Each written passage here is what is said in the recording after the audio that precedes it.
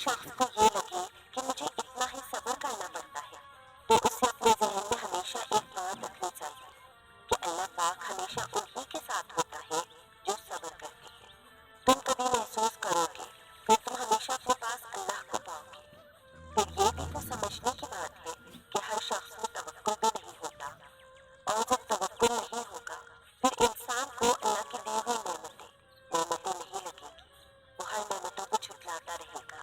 بندہ کیوں نہیں سمجھتا کہ صبر اللہ سے کی ہوئی محبت کی پہلی سیڑھی ہے؟ بہت جلد اللہ سب ٹھیک کر دے گا۔ تمہاری وہ تکلیف جو تمہارے دل کو ہر وقت بے حال رکھتی ہے، تمہارے وجود کو کلیچیوں میں تقسیم کر دیتی ہے، جس کی وجہ سے تم سجدوں میں ٹوٹ کر روتے ہو، بہت جلد اللہ تمہارے سارے زخموں کو بھر دے گا۔ وہ بدلے گا تمہارے حالات بھی، تمہارے سسکتے ہوئے دن بھی، اور تمہاری زندگی بھی۔ وہ ساری عمر غم کا موسم نہیں رہنے دے گا۔ وہ تو رحمان ہے، ایسا رحمان جو اگر آزمائش بھی لاتا ہے تو ہماری طاقت کے مطابق وہ اپنے بندے پر ہرگز ایسا بوجھ نہیں ڈالتا جو وہ اٹھا نہ پائے۔ جس نے تمہیں اس آزمائش میں ڈالا ہے وہی تمہیں اس میں سے نکالے گا۔ تمہاری آنکھ بھلے اس کو دیکھ نہ پائے، لیکن تم ہر وقت ہر لمحہ اس کی نظر میں ہو۔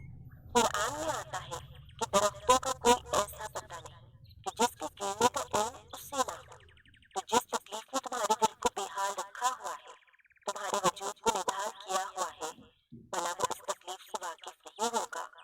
تو صبر رکھو، تو صبر رکھو، اور اس بات پر یقین رکھو کہ اب تک جو ہوا اس کو اس کی رضا تھی، اور اگر وہ تمہیں بہت سی تکلیفوں سے گزار رہا ہے، اس کے باوجود بھی کوئی جواب نہیں دے رہا، تو اس کا مطلب یہ نہیں کہ وہ تمہیں سن نہیں رہا، تمہارے سسکتے سجدے دیکھ نہیں پا رہا، بلکہ وہ تو تمہیں ایک بہت بڑی فتح کے لیے تیار کر رہا ہے۔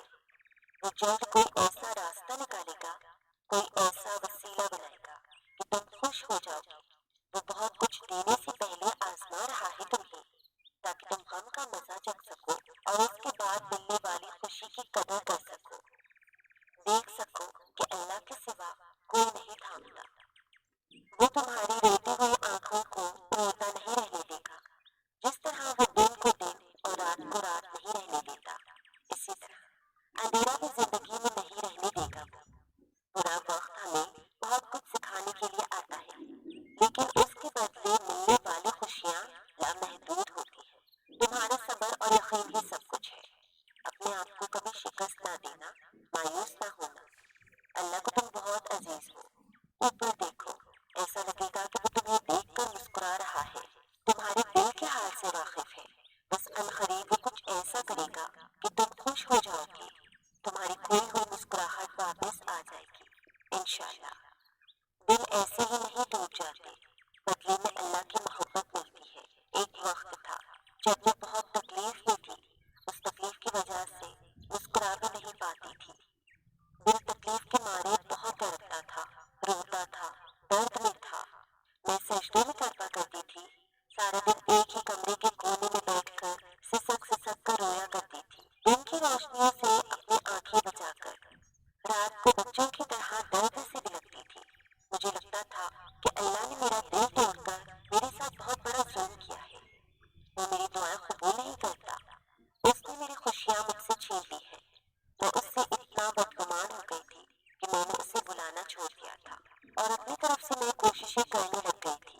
جو چھن گیا تھا اس کے پیچھے بھاگتی رہتی، دنیا کے آگے خالی ہاتھ پھیلانا شروع کر دیے تھے، یہ سوچ کر کہ جو اس نے مجھ سے لے لیا ہے وہ دنیا مجھے دے دے گی۔ لیکن میں غلط تھی، بالکل غلط۔ مجھے یاد ہے وہ وقت جو میں نے اکیلے میں گزارا تھا، لیکن دنیا نے میری محبت کو ایک بار نہیں، کئی بار اپنے پاؤں تلے روندا، اور اس طرح روندا کہ پھول کی طرح اس کی خوشبو بھی دم توڑ گئی تھی۔ میں اپنی ساری سوچوں اور کوششوں کے ساتھ روک کے بل گر گئی تھی، اور اصل میں وہ تھی میری ہار، کہ جسے چھوڑ کر دنیا کے آگے ہاتھ پھیلایا۔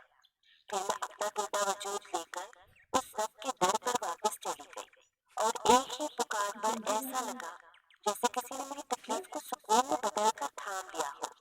ہاں ہاں، وہ اللہ ہی تھا جس سے میں یہ سوچ کر دور ہو گئی تھی کہ یہ میری دعائیں قبول نہیں کرتا، میرے ساتھ ظلم کرتا ہے۔ پھر میں نے رو رو کر سجدوں میں اس سے